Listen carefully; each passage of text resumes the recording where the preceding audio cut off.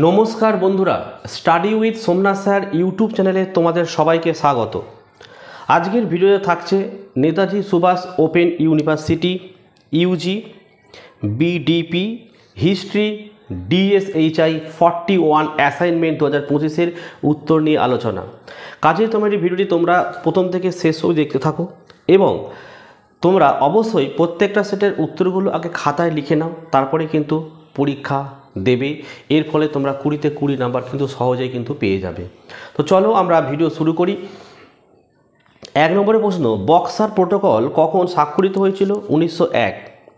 2 নম্বরের প্রশ্ন, কোন রাজকীয় আদেশ 100 দিবসের সংস্কারের সূচনা করে?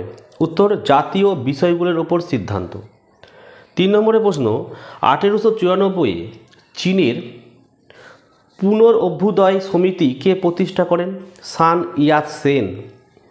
4 নম্বরের প্রশ্ন দেখে নাও, চৌঠা মে আন্দোলনের সূচনা কোন সালে হয়েছিল? 1999 সালে হয়েছিল। 5, পাল এস বাক তার কোন উপন্যাসে প্রাক আধুনিক চীনের সামাজিক চিত্র তুলে ধরেছেন? লিখবে দ্য গুড আর্থ। 6 দাগের প্রশ্ন দেখো, কুওমিন্টাং দলের প্রতিষ্ঠাতা কখন হয়েছিল? 1912 সালে।